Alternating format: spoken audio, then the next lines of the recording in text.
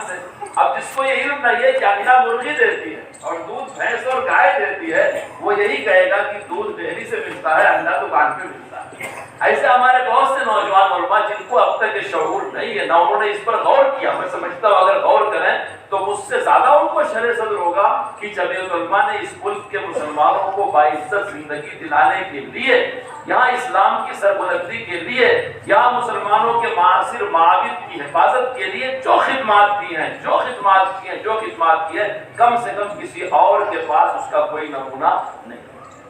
آپ جانے یا نہ جانے وہ آپ کی. ابھی صاحب عبدالرشید صاحب نے تریپورہ کی بات کہی. تریپورہ کا ماحول بہت سخت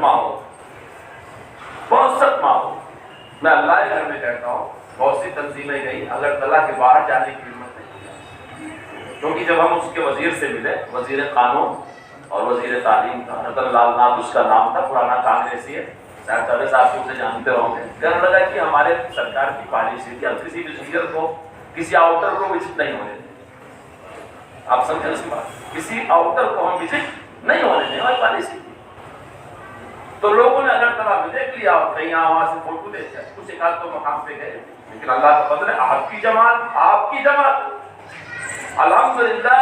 اگر ایک آدمی کے بارے میں بھی اطلاع ملی کہ وہ متاثر تھا، الحمدللہ ہم اس سے مل کر جی. وہاں کا رواج ہے کہ جب لڑکی پیدا ہوتی ہے پھر اگر کا درخت لگا دیتا ہے. 16-17 سال میں لڑکی جوان ہوتی ہے، تب تک اگر کا درخت بھی جوان ہو جاتا ہے اور وہ بڑا قیمتی ہوتا ہے. اس درخت کو سرکاری طور پہ کاٹ کے فروخت کر دیتے ہیں اور اس پیسے کو بچی کو دے دیتے ہیں. تو ایک نقصان کی تفصیل یہ بھی تھی کہ فسادیوں نے گھس کے اگر کے درخت کاٹ دیا.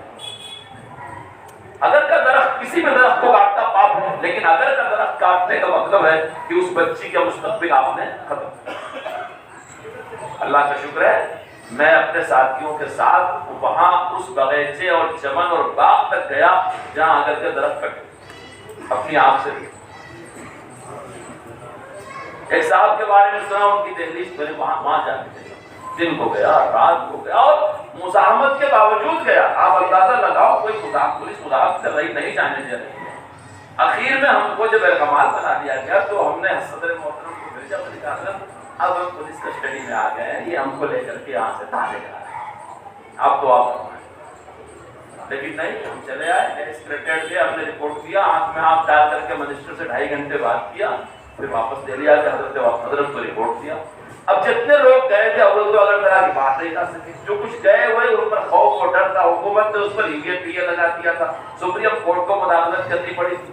لیکن جمعیت علماء کے پاس آپ نے پڑھا ہوگا مکمل فہرست ہے، کہاں مسجدیں بنوانا حضرت نے وعدہ کیا ہے، کن دکانوں کو کیا معاوضہ دینا حضرت نے وعدہ کیا. اور مسلمان کتنا بھی کمزور ہو جائے لیکن آج بھی وہ مسلمان ہے. میں نے ایک نوجوان کی دکان انتہائی چلی ہوئی تھی، بڑا نقصان ہو گیا تھا اس کا.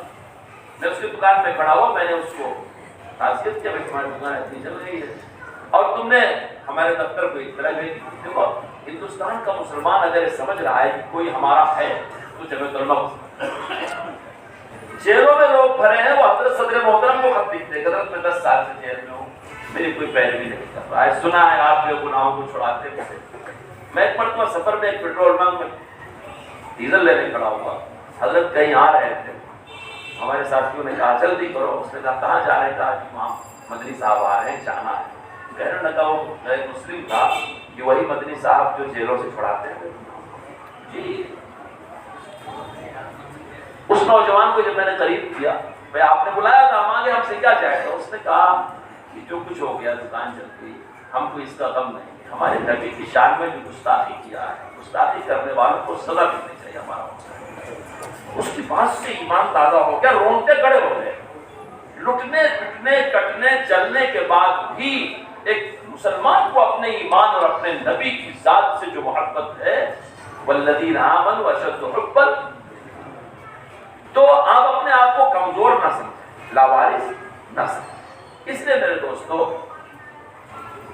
سب سے بڑی جماعت ہے، سب سے فعال جماعت ہے. آپ ایک سمندر کے مانند ہیں، یہ سارے ادارے آپ کے ساتھ جڑ جائیں، آپ کے رفیق بنیں. جہاں کہیں بھی کوئی تقاضا ہوتا ہے جماعت اسے پورا کرتی ہے، اسے پورا کرتی ہے. آج کی بھی تاریخ میں کوکن کے سیلاب پہ لوگ گئے چلے آئے، لیکن الحمدللہ آج بھی ہمارے مہاراشٹر یونیورسٹی مولانا علی اللہ صاحب چپلون گئے ہوئے ہیں بمبئی سے، 7-8 گھنٹے کا راستہ ہے، وہاں حضرت مولانا 36 مکانات بنوا رہے ہیں، لگ بھگ 1 کروڑ سے زیادہ کا خرچہ۔ کیرالہ میں حضرت نے 100 مکان بنوائے، 4 کروڑ کا خرچہ۔ آندھرا پردیش میں سیلاب آیا ہوا ہے، 30 گاؤں ڈوب گئے تھے، ڈیم ٹوٹنے سے، وہاں اس 30 گاؤں میں ہندو مسلمان دونوں تھے، آج بھی جمعیت علماء وہاں کام کر رہی ہے، کمبل، چٹائیاں، راشن، پانی کے ڈرم، اسٹو وغیرہ ان کو دے رہے ہیں۔ تو آپ اس جماعت کے ایک ممبر ہیں جس کی یونٹ ضلع کے ہر ملک کے ہر ضلع میں موجود ہے، ہر جگہ موجود ہے، اور وہ یونٹ پہ کام کرنے والے آپ ہی جیسے مسجدوں اور مدرسوں کے وابستہ لوگ ہیں۔ اس لیے اپنی جماعت کے غراض و مقاصد کو سامنے رکھا جائے، حوصلہ نہ ہارا جائے، جماعت کی تاریخ کا مطالعہ کیا جائے، اپنے کام کا کبھی کبھی محاسبہ کیا جائے، کن کن لائن سے ہم خدمات پیش کر سکتے ہیں اپنی قوم کو مضبوط کرنے کے لیے، غراض و مقاصد اس کو سمجھا جائے، ان راستوں پر آگے بڑھا جائے۔ اب اس کے بعد آپ کو واپس جا کے 2 سال میں جو کام کرنے ہیں وقتاً فوقتاً اس کے لیے مولانا احمد صاحب کی طرف سے ہدایات بھی جاری ہوگی، لیکن کچھ کام ہیں جو دستور میں لکھے ہیں، آپ اسے از خود بھی کر سکتے ہیں، جیسے سیرت النبی کے جلسے۔ یہ بہترین عنوان ہے مسلمانوں کو ان کے دین پر واپس لانے، جیسے تفسیر کے حلقے ہیں، جیسے تعلیم بالغاہ کے حلقے ہیں۔ کم از کم آپ کے ضلع میں 2 مقام پر جمعیت علماء کی طرف سے تفسیر کا اہتمام، جمعیت علماء کے صدر کسی عالم دین کو بلائیں اور ہفتے کے پورے دن بیٹھ کر کے کسی ایک مقام پر مغرب سے عشاء تک مختصر وقت کے، ایسا نہ ہو کہ تفسیر شروع ہو گئی تو سارا تفسیر آپ 1 گھنٹے بیان کر دیں، نہیں، مضامین بھی علماء سے پوچھیں، وہ ہونے چاہیے جو عام فہم ہو، سامعین بھی وہ ہونے چاہیے جو آپ کے تعلیم بالغاہ کے حلقے سے جڑے ہوئے ہیں یا ان کو آپ سے مناسبت ہے۔ اس میں اگر وہ کوئی سوال جواب کرتے ہیں، سوال جواب بھی وہ ہونا چاہیے جس کا آج کی آیات سے تعلق ہے، اور آیات بھی وہ ہونی چاہیے جس میں اصلاحی باتیں ہیں۔ اب میراث کی آیتیں اگر آپ شیئر کر کے بیٹھ جائیں گے نصف ربع ثمن ثلث سدس، تو یہ تو عوام کے سمجھ میں نہیں آئے گا، یا ایسی آیتیں آپ چھیڑ کے اس کے اندر بہت سارے مضامین ہیں اور زمین کا مرجع لوٹاتے رہیں گے بار بار، تو بیچارے عوام زمین کا مرجع کیا جا رہے کیا ہے۔ تو یہ چیزیں سیکھنے کی اپنے علماء سے سیکھیں، اور سیرت پاک کے جلسے، تفسیر کے حلقے، تعلیم بالغاہ کے حلقے، آپ کے ضلع میں جو تعلیم میں ممتاز مسلمان بچے ہیں ان کی کاپی کتاب کا انتظام، اس طرح سوچ کر کے 2-4 بیوائیں ہیں ان کا وظیفہ، یعنی جیسے ریاست کی کارگزاری ہے ویسے ضلع والوں کو بھی اپنی کارگزاری مطلق کریں۔ آپ کہیں گے اس کا پیسہ کہاں سے آئے گا؟ بھائی ہماری جماعت نے آپ سے جو لیا ہے وہ 2 روپیہ لیا ہے ممبر بننے کا، اس کے بعد سب سے نیچے والی یونٹ کے لیے جمعیت علماء یہ کہتی ہے کہ آپ ہر مہینہ 2 روپیہ دے دیا کریں۔ مثلا منڈل کی یونٹ ہے، تحصیل کی یونٹ ہے، اس کا ہر آدمی ہر مہینہ 2 روپیہ دے دے۔ ہم تو 2 روپیہ ہی دستور میں طے کیے ہوئے ہیں، لیکن اگر آپ چندے میں زیادہ دے دیں تو ٹھیک ہے، مگر زیادہ دینے پر یہ ہوتا ہے کہ تسلسل باقی نہیں رہتا، اس لیے اتنا ہی وعدہ کریں آپ اپنے مقامی جمعیت میں جتنا آپ ہر مہینہ دے سکتے۔ جب آپ خود دیں گے اس کے بعد انشاءاللہ آپ کے شہر کے کچھ مخیر حضرات بھی ہوں گے جو کچھ نہ کچھ آپ کو دے دیا کریں۔ آپ قوم سے جو لیں اس کا حساب کتاب شفافیت کے ساتھ لکھیں اور اپنی میٹنگ میں اسے پیش کریں کہ بیلنس اتنا ہے، فلاں فلاں کام کا خرچ اتنا ہوا۔ خرچ کرنے کے لیے بھی مشورہ کر دیا۔ جو یونٹ منڈل تحصیل سے اوپر ضلع کی ہے ان کے لیے ماہانہ 5 روپیہ تسلسل کے ساتھ دیں۔ آپ چندے میں 10-15 بھی دے سکتے ہیں، لیکن یہاں بھی وہی بات ہے، اگر آپ بہت زیادہ دیں گے تو آپ ہر مہینہ نہیں چل پائیں اور آپ کے محصل کو پریشان ہونا پڑے گا۔ اس لیے بغیر اپنے آدمی کے مانگے آپ 5 روپیہ رکنیت کی فیس دے دیں، 10-5 روپیہ ماہانہ چندہ دے دیں، یہ آپ کا اوپننگ بیلنس ہوگا۔ جب آپ خود دے کر کے اللہ سے دعا کریں گے اور کام کریں گے تو 2-4 مخیر احباب ضرور ایسے مل جائیں گے جس سے آپ کو کچھ نہ کچھ تعاون ہو جائے گا۔ اس کے اوپر ریاست کی جمعیت ہے، ان کے لیے 10 روپیہ ماہانہ، جو اس کے اراکین ہیں وہ 10 روپیہ دے رہے ہیں، کسان پوائنٹ اندر سیکرٹری ہے 10 روپیہ، جیسے مثال کے طور پر نائب صدر ہیں 10 روپیہ دے دیں۔ یہ 10 روپیہ تو دستور کی چیز ہے، لیکن یہ حضرات بطور تبرع اور تعاون کے 50 بھی دے سکتے ہیں۔ لیکن اتنا ہی لکھائیں کہ وصولی کرنے والے کو بار بار ان سے مانگنا نہ پڑے، بس وہ خود ہی مہینہ ختم ہوا خود ہی لا کر کے دفتر میں دے دیا، بھائی یہ جماعت کا حق ہے۔ اگر آپ کی جیب سے روزانہ 1 روپیہ آپ جماعت کے لیے نکالیں، 1 روپیہ، تو پورے مہینے میں 30 روپیہ آپ جماعت کو دے سکتے ہیں۔ اگر آپ 30 روپیہ دیں گے اللہ اس میں بڑی برکت، اور اللہ تعالیٰ آپ کو مخیر معاون عطا فرمائے۔ اس فنڈ کے استعمال، اس فنڈ کے لینے میں ان لوگوں کے پیسوں سے بچا جائے جو پوری جماعت کو ارغمال بنا سکتے ہیں۔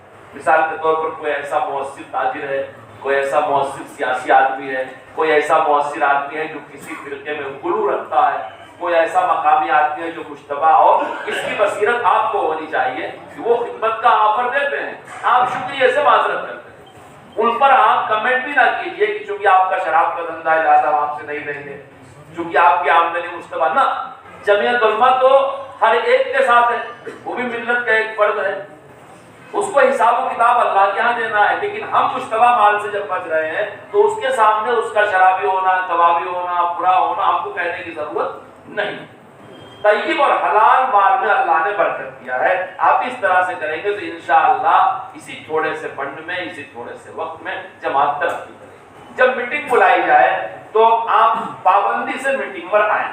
میں تمام نظماء سے درخواست کروں گا کیونکہ میٹنگ بلانا ناظم اعلیٰ کی ذمہ داری ہوتی ہے، یہ اضلاع کے ہوں، چاہے منڈلوں کے ہوں، چاہے ریاست کے ہوں، کہ وہ دستور کے مطابق وقفے وقفے سے 2-3 دن پہلے اپنے لوگوں کو اطلاع کر کے میٹنگ بلا دیا جائے، ان کی طرف سے دعوت نامہ جاری ہو جائے، اور جب میٹنگ ہو تو میٹنگ میں ایجنڈے کی ہی بات ہو، پوری عالمی ایجنڈے پر بات نہ کیا جائے، یہ حالات ہیں اور وہ حالات ہیں اور فلاں حالات ہیں، یعنی ہماری میٹنگوں میں تبصرے اتنے ہوتے ہیں کہ ختم ہونے کا وقت نہیں ہوتا، تو کوئی وقت کا پابند آدمی اگر وقت پر آ بھی گیا تو آئندہ وہ نہیں آتا۔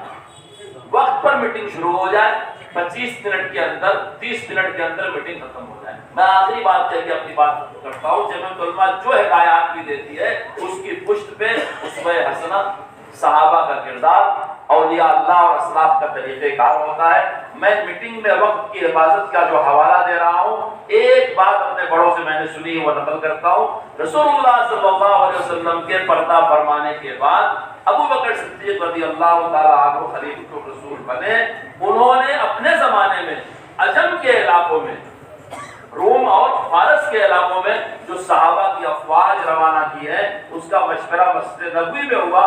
آپ سیرت کی تمام کتابیں دھیان میں، پورے مشورے کا وقت 17 منٹ سے زیادہ نہیں، یہ ہے آپ کا معیار مشورے کا۔